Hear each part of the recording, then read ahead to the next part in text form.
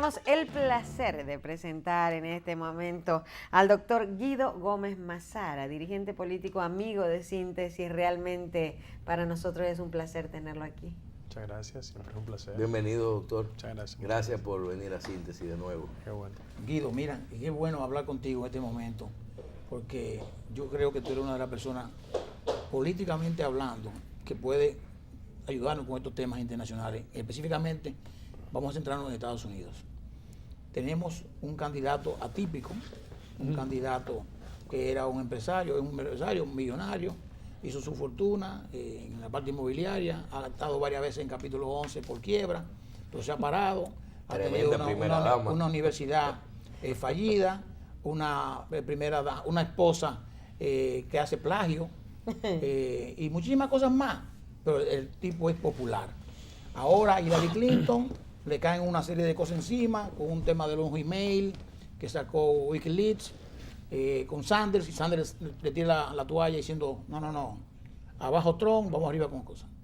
¿Cómo tú ves el momentum entre Trump y Hillary, y si Trump pudiera pasar? Gracias por la invitación. Tú sabes que estas son de las oportunidades que yo me valido frente a mi esposa porque nos conocimos estudiando política exterior. Entonces ella me dice, pero vale la pena. Y afortunadamente no se contamina con los temas de la política del día a día. Mira, lo primero que yo debo tomar como definición es que Donald Trump no es un tonto. O sea, la gente podría confundir que él es políticamente incorrecto con otra cosa. Sin embargo, su candidatura es la clara manifestación de cómo el sistema político norteamericano, en términos generales, siempre da señales para reconstituirse. Me explico. Hace 20 años en Estados Unidos, Jesse Ventura, la versión Jack Veneno, allá, un luchador, ganó la gobernación de su estado, Minnesota. Doy ese ejemplo. David Duke, que fue el líder del Ku Klux Klan, ganó 2 elecciones consecutivas en su estado de Louisiana. Y ya una propuesta mucho más seria, hace 20 años, Rose Perot, generó 7 millones de votos. Es decir, el sistema político norteamericano, para construir los niveles de perfección o aproximarse a la perfección, siempre da manifestaciones de cómo anda, qué bien o qué mal. Donald Trump es una expresión de cómo la élite del Partido Republicano perdió conexión con su histórica base social y por vía de consecuencia tiene dificultades de construir un candidato exitoso a nivel nacional. Y eso obedece, desde mi punto de vista, a 2 factores. A la innegable fortaleza del Tea Party en la última década, que es un partido que tiene tanta y tanta influencia, es un partido dentro del partido, para que la gente lo sepa, que ha tomado la agenda conservadora y nadie puede ser candidato presidencial sin llevarle un representante del Tea Party de vicepresidente. Recuerdan a Sarah Palin, ¿no verdad? ¿Te recuerdan perfectamente? La de Alaska. Alaska, una persona físicamente muy atractiva, sin ningún tipo de fortaleza conceptual, sí. Pero sin embargo fue candidata a vicepresidencial. Sí, ¿no? Sí. ¿Recuerda? Sí. Después, una diva. Con McCain. Una diva de la política. Con John McCain. Ella fue la candidata a vicepresidencial. Sin embargo, también hay otro proceso. Quien es actualmente el presidente de la Cámara de Representantes, allá le dicen vocero, se llama Paul Ryan. Sí. Fue el candidato vicepresidencial del pasado proceso. Y ahora Mike Pence. ¿Qué significa eso? Que el partido no tiene la elasticidad necesaria para llevar un candidato que, siendo republicano, conecte con los sectores que son indispensables para la victoria. El último republicano que hizo eso fue Bush, hijo. ¿Por qué? Porque él es un republicano del centro que, porque venía de Texas, tiene mucha capacidad de conectar con minorías afroamericanos. En Estados Unidos ya no es posible construir éxito electoral excluyendo minorías. Son mal llamadas minorías, pero en algunas demarcaciones son mayorías étnicas. Sí. Hablo de afroamericanos e hispanos. Claro. Lo digo con mucha responsabilidad. La agenda del LGTB es muy poderosa desde el punto de vista electoral de los Estados Unidos. Lo es. Ahí están los hechos. Se habla de un 15%. Sí, y además increciendo.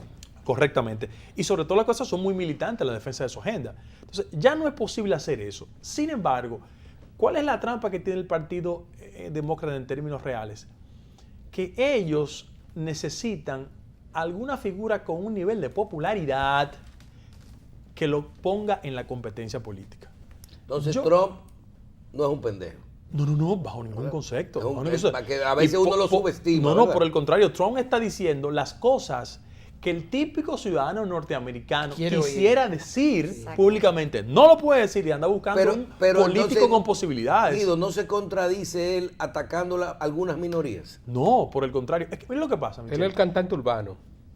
Bueno, lo que pasa es lo siguiente.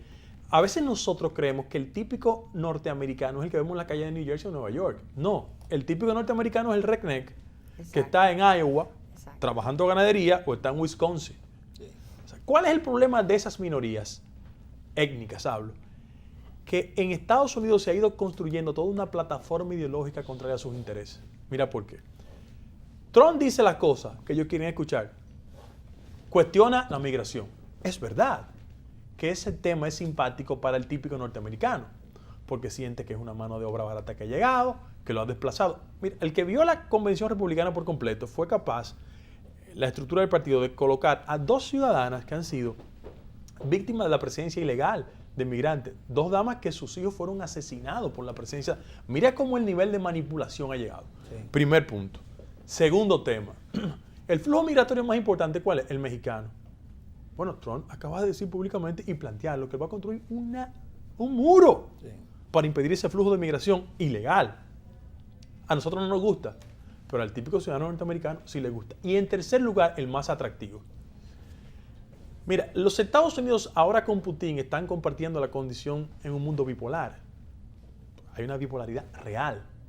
Putin tiene un liderazgo innegable. Pero ¿cuál es el tema de mayor perturbación? El terrorismo. ¿Quién es la persona que asume un discurso en favor de la Asociación Nacional del Rifle, que dice que va a devolverle a Estados Unidos a la ley y el orden? Y que ha dicho públicamente, públicamente ha dicho que de llegar a la Casa Blanca él es una persona que los países con tendencia terrorista le va a impedir el ingreso a sus ciudadanos a Estados Unidos. Exactamente. Es Donald Donald Trump. Trump. Entonces, él está diciendo las cosas que a los que somos democráticos, liberales, no nos gusta, pero que la mayoría de los norteamericanos lo tienen como su tema esencial. Por eso él es popular. Pero que la política, la gente puede escuchar eso, pero Donald Trump, si llega a la presidencia, no puede hacer eso. No. Bueno, porque una cosa es el discurso en tiempos de campaña y otra cosa es la gestión gubernamental. Exacto. Pero cuidado porque no lo sabemos. No, él tiene otro No, tema. el Congreso. No. Él va a tener dificultades porque para implementar esa política necesita el consenso del Congreso y él no tiene mayoría congresional. No lo va a tener. Déjame darte otro dato. Por ejemplo, desde la Segunda Guerra Mundial, el instrumento que ha asociado a los grandes países es la OTAN. Se llama la Organización del Tratado Atlántico Norte. Bueno, hay una concesión en su artículo 5 de la OTAN que establece que los países miembros necesitan invertir por lo menos el 2% del PIB en armas. Por eso la industria armamentista es tan rentable. Bueno, Trump acaba de decir la semana pasada en NBC que él va a revisar la relación que tienen los países que son miembros de la OTAN pobres porque no están invirtiendo el 2%. Correcto. Que de no hacerlo, los Estados Unidos van a salirse de la OTAN como de la OMC. Es decir, Sí. él es un político que en su discurso parece desestabilizador, pero es terriblemente popular en la sociedad norteamericana. ¿Qué hacer frente a eso? Con esas declaraciones subió en las últimas encuestas. Claro, no, él está 3 puntos arriba de Hillary Clinton. Es producto del boom de la convención. Sí. Yo pienso que los demócratas van a salir muy bien y estos últimos 3 meses va a haber una carnicería electoral, como llamo yo, No, la campaña es fuerte. muy agresiva. Muy Entonces, agresiva. ¿dónde están los temas desde la perspectiva de cualquier ciudadano? Bueno, yo soy dominicano, ustedes también. Aunque les resulte irónico, la gente me pregunta siempre, Guido, ¿quién nos conviene a nosotros más? Evidentemente los demócratas. Mira por qué. Es una contradicción. La República Dominicana ha sido invadida en 2 periodos consecutivos por Presidentes demócratas. Woodrow Wilson en el 16, Lyndon B. Johnson en el 65. Claro. ¿Cuál es el inconveniente? Que los dos eran demócratas del centro conservador. El Partido Demócrata es un partido tan abierto que Lyndon Johnson era demócrata, pero era un republicano. Para que ustedes tengan más o menos una idea. Entonces, ¿por qué nos conviene una candidatura exitosa de Hillary Clinton a los dominicanos? No hablo de los Estados Unidos, a los dominicanos. En tema de política migratoria, que es el que más nos perturba. Bueno, la administración del presidente Obama acaba de pasar una decisión, que es un decreto presidencial, frente a la imposibilidad de pasar la ley migratoria, que se llama The Dream Act, el acto de los soñadores, que consiste en lo siguiente, en impedir que 5 millones de ciudadanos que están en los Estados Unidos sean deportados. Eso nos conviene a nosotros. ¿Por qué? Porque nosotros tenemos un instrumento económico que se llama las remesas, que representan el 8% del PIB en la República Dominicana, 68% de las remesas que llegan a la República Dominicana llegan de Estados Unidos. Entonces, eso es un componente... Y no son de legales. No, es un componente importante para nosotros, porque remesan los legales y los ilegales. Claro. Entonces, eso es un tema importante. En segundo lugar, en lo que concierne al tema de política local, los demócratas casi siempre son mucho más sensibles, flexibles respecto al tema de Medicare, Medicaid. ¿Cuál es el problema? Que los migrantes dominicanos pertenecen al circuito inicial de gente que recibe de una forma u otra beneficios de los programas sociales. No estoy diciendo que viven de eso, porque cuando llegó Clinton, el esposo, Bill, a los Estados Unidos, modificó la estructura de los beneficiarios de esos programas. Solo se puede recibir por 2 años y usted se va. ¿Qué significa eso? Que los grupos más vulnerables tienden a ser, en términos de política pública, mucho más cercanos a la línea demócrata. Y en tercer lugar, en Estados Unidos se pasó una ley en la administración del presidente Kennedy que se llama Acción Afirmativa. Cuando tú vas a cualquier empleo federal en Estados Unidos, tú ves que hay afroamericanos, minorías, claro, porque hay una obligatoriedad en la generación de empleo de establecer cuotas de participación. La única forma, yo voy a utilizar un término que no es correcto en español, pero se usa porque es una traducción, de empoderarnos, porque viene de empowerment, es facilitar una administración que sea sensible a los temas de la minoría. Sí. Esa es la visión desde el punto de vista de un dominicano. Ahora bien, ¿qué está pasando en los Estados Unidos? Del punto de vista político, que lo que alguna vez se llamó la revolución conservadora, que fue un instrumento que usaron los sectores más atrasados, es un término propio de la Guerra Fría, pero ha ido tomando mucho cuerpo en Estados Unidos. Estados Unidos es un país donde los temas de nación dividen políticamente a la gente. Por ejemplo, tú en Estados Unidos ves un republicano y tú sabes que en materia del aborto, ¿de qué lado está? Pero en Estados Unidos hace 60 años una decisión que se llama Wade and Roe, que dividió los Estados Unidos sobre quién está en favor del aborto o quién está en contra. Frente a eso, los temas definitorios de una candidatura presidencial, esos temas esenciales, son desfavorables para Trump. Son favorables para la candidatura demócrata. ¿Cuál es el dilema que hay? Es que tenemos 2 candidatos con un altísimo nivel de rechazo. Señor, Trump tiene 57% de rechazo y Hillary 51%. Es decir, tenemos candidatos con un nivel de vulnerabilidad. Parece que son malos los dos. No, yo pienso que son candidatos que le han dinamitado su credibilidad. Hillary tiene 20 años expuesta al ojo público. Sí. 20 años. La gente dice ahora, pero ¿ustedes recuerdan cuando ella no pudo pasar la ley de reforma sanitaria? Claro, al principio de su gobierno. Siendo ella primera dama. Claro tuvo que dificultades. Sí, claro que y además la tienen de una forma u otra cercada porque ella en gran medida representa lo que yo llamo la visión corporativa de la política. Su contendor interno, y por eso hay un conflicto en el partido que generó la salida de la presidenta de la organización, que se llama David Wasserman Schultz, una figura muy importante que fue la que diseñó toda la arquitectura electoral de Obama. Así es. Dijo, voy a tener que renunciar. ¿Cuál es el problema? Que el partido, así como en el Partido Republicano hay una especie de perestroika interna de reafirmarse en los valores conservadores, en el Partido Demócrata hay una lucha significativa. Porque hay un sector socialdemócrata, no me gusta usar el concepto izquierda, ellos se llaman izquierda, pero en Estados Unidos un demócrata de izquierda, son liberales, son liberales realmente. Entonces, pero frente a la confrontación con Hillary, Bernie Sanders, que sí es el típico político liberal con un discurso, con una propuesta, aunque no resultó victorioso, ha obligado a que la agenda del partido se mueva a los sectores tradicionales. Sí. Entonces, frente a eso, rodó una cabeza, la presidenta del partido. ¿Por qué? Porque se demostró a través de unos Wikileaks que en medio de la campaña electoral interna, ella no tuvo ni sus colaboradores una actitud arbitral. No fue imparcial. En cualquier país decente, si usted es árbitro del proceso, tiene que ser árbitro, claro. Menos en la República Dominicana. Pero bueno, digo en convenciones internas, porque aquí cualquier sinvergüenza te lo pones de presidente de una convención de un partido y activa. Yo tengo experiencia en eso, pero bueno, no arrabalicemos la discusión. ¿Qué te quiero decir? Que hacia el interno de ese partido hay un proceso sumamente interesante porque el partido se está redefiniendo frente a un electorado nuevo, donde va a ser importante en estos últimos 90 días, porque yo pienso que la candidatura ahora de Hillary es que va a dar el salto. Ella eligió a un candidato vicepresidencial que se llama Tim Kaine. Tim Kaine. Que en la tradición liberal no hay mucha satisfacción, porque la gente entendía que debía seleccionar un hombre más hacia la izquierda, un latino. Estaban pensando, pónganle ojo a este joven, apellido Castro, que es actualmente es exalcalde de San Antonio. Dicen que como no pudo ser el candidato vicepresidencial, lo van a hacer presidente del partido ahora. Debe ser una de las figuras jóvenes de mayor arraigo en Estados Unidos. ¿Cubano o mexicano? No, de origen mexicano. Entonces, pero habla español perfectamente, o sea que eso es una ventaja. Pero con la elección de la candidatura vicepresidencial, en ambos partidos se definió el rumbo de los partidos.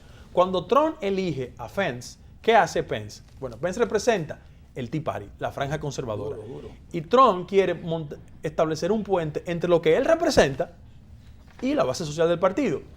¿Por qué Hillary elige a un candidato vicepresidencial como Tim Kaine? Fundamentalmente porque representa un estado que es swing, como dicen en Estados Unidos. El estado de Virginia es un estado vital para la victoria electoral. Por ejemplo... Y él ganó ahí. No, él es gobernador del estado, y senador, y alcalde. Actualmente es senador, pero ha hecho una carrera desde la alcaldía, la gobernación y la senaduría. No, lo que pasa es que él es una persona que va a poner en voz de un ticket presidencial expresiones en español. Y eso ya es mucho más atractivo. Él es fluido en español, duró 2 años en Honduras como profesor, o sea, es una persona sumamente importante. Y el otro sentido es que el partido, aunque tenga dificultades, va a salir compactado. Porque ya ayer, yo no sé si ustedes tuvieron la oportunidad de ver. Yo lo vi. Señores, yo quiero decir, si no lo han visto, véanlo. Para que ustedes entiendan cómo es un partido que tiene una clara idea de lo que es preservar el poder. Sí, claro. La frase fue unidad y Michelle Obama un discurso majestuoso. Excelente, lo vi. No sé si tuviste a Cory Cooper, que es el primer senador afroamericano por New Jersey. Excelente. Estoy con ella, determinada. Exactamente. Y Bernie Sanders, que es toda una figura. Y hay una persona que sí le da mucha compactación al partido, que se llama Elizabeth Warren, que es una senadora ultraliberal, que siempre pensaron que iba a ser posible candidata a vicepresidencial, pero es muy fuerte 2 mujeres. Sí. Y lo importante de todo, al final de esta jornada, que ahora es que se está calentando el ring, digo yo, porque vienen ataques muy importantes.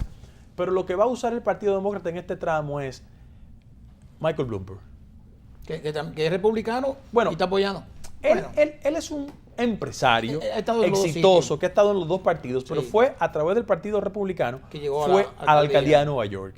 Y él hizo una transformación. Y lo que va a pasar es que mientras el Partido Republicano no sea un partido que se muestre compactado, ¿por qué? Porque el competidor esencial de Trump fue Ted Cruz.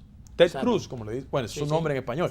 Pero Ted Cruz no es otra cosa que no sea una expresión de la fortaleza evangélica sobre el interno del partido. Y él fue a la convención, nunca mencionó a Trump, ni dijo que votaran en favor. No, pero más que eso motivó a votar en contra indirectamente. Sí, voten por lo que su conciencia le dicte. Voten por la conciencia, ya. Y ahí te voy a decir, perdóname la pausa, porque yo creo que es interesante analizar las 2 cosas.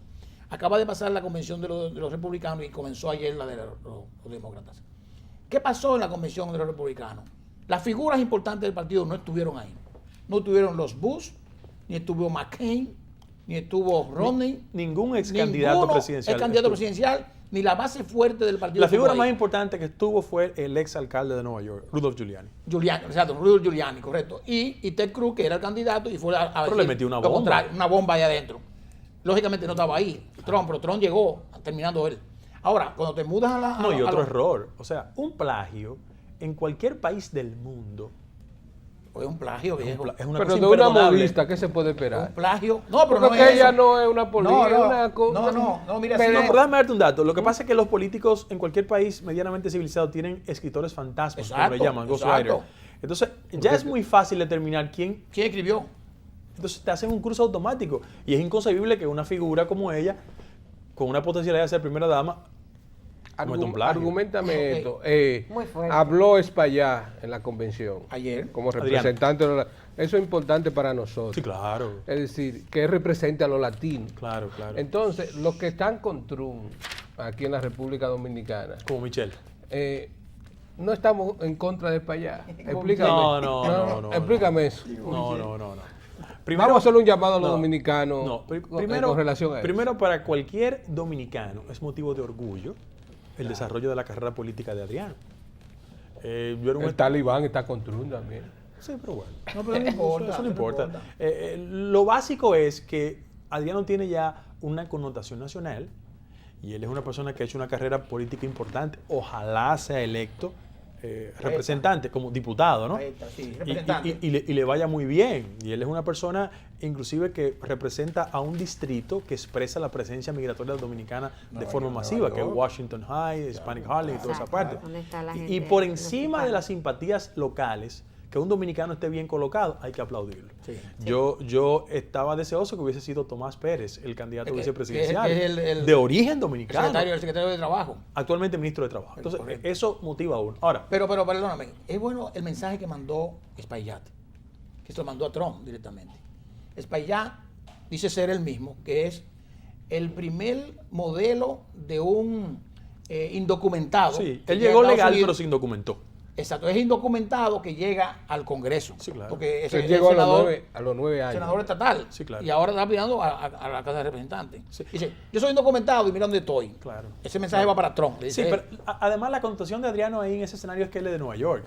Sí, Nosotros sí. es una figura de Nueva York. De Nueva York. Pero qué bueno, hay que celebrar que Adriano esté y otros dominicanos participen en primera línea. Mira lo que pasa con mucha gente que desde aquí simpatiza con Trump. La verdad es que en términos de los intereses nacionales es poco entendible que una persona que se hostile a la política migratoria tenga simpatía, pero eso es legítimo. Ahora, ¿dónde reside el éxito de Trump? Es que hay una nostalgia de reconstruir la idea imperial de Estados Unidos. Sí, sí, sí. Y él cumple con los patrones esenciales en esa dirección. Pero sobre todas las cosas, nunca olviden que un político que se torna popular en una demarcación, en el caso de Nueva York, quiere hacer siempre el fenómeno extendido a toda una demarcación. Cada vez que una figura local ha construido un éxito significativo y lo ha pretendido expandir a todos los Estados Unidos, no ha sido necesariamente exitoso. Miren por qué. El político republicano más exitoso en los últimos 15 años fue Rudolph Giuliani. Sí, claro. Una gestión de alcaldía De Nueva York, eficiente, de Nueva York, claro. exitosa, además una política de al- reducir el crimen. No, primero la fiscalía. Así fue. Bueno, él hizo carrera desde la fiscalía primero. Claro.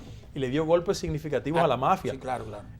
Pero cuando él quiso construir desde esa plataforma puramente local hacia todo el territorio, Ahí se cayó. le generó grandes quedó grande. dificultades. Sí, sí. O sea, lo que pasa con Trump es que Trump es una figura puramente del éxito económico neoyorquino, Sí. del desarrollo inmobiliario. No sé si eso necesariamente sea comprable por todos los norteamericanos. Ahora, de que hay un hastío en términos de que los norteamericanos ya no quieren flujos migratorios masivos, de que quieren reducir el tema del terrorismo. Mira, cada vez que hay una acción terrorista en el mundo, Trump gana hacia lo interno de los Claro. Estados Unidos. Así es. ¿Tú sabes por qué? Porque él está apelando de forma recurrente al orden establecido y a una política de combatir al terrorismo. Y digo yo en términos prácticos. Miren, la verdad que la gestión de Obama ha sido exitosa en el combate al terrorismo, porque el símbolo esencial terrorista, ¿cuál era? Osama Bin Laden. ¿Quién era la canciller? Hillary Hillary Clinton. Clinton. ¿Quién era el presidente? Barack Obama. Es decir, Claro, los demócratas tienen muchos elementos como bandera para demostrar que el tema del Ellos no combate han al estado terrorismo... brazos cruzados. No, lo que pasa es que en Estados Unidos, y ya ahí sí hay otro componente, la manifestación de consolidación económica que respalda a un grupo más importante se llama, en español se llama la Asociación Nacional del Rifle, Sí. que es el instrumento de mayor poder en Estados Unidos. ¿En qué consiste eso? Muy elemental.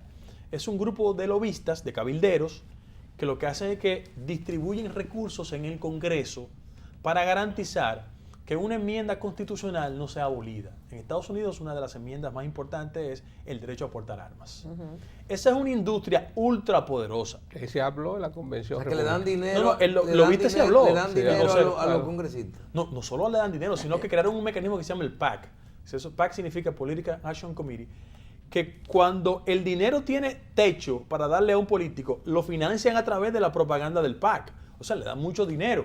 Y te voy a decir una cosa, no me gusta usar términos personales, pero el último escándalo en el que se vinculó a un político de alta jerarquía en Estados Unidos se llamó el caso de Halliburton, que era el vicepresidente de un republicano, vinculado a la industria de las armas. Es decir, esa industria se activa políticamente y expresa en medio de las candidaturas presidenciales a quién prefiere. Y se defiende.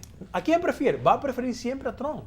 Porque en Estados Unidos se hace más fácil que cualquier joven de 21 años adquiera una pistola que una cajetilla de cigarrillos. Así es. Por el poder que tiene ese grupo lobista y por el impacto que ha tenido invirtiendo en candidaturas.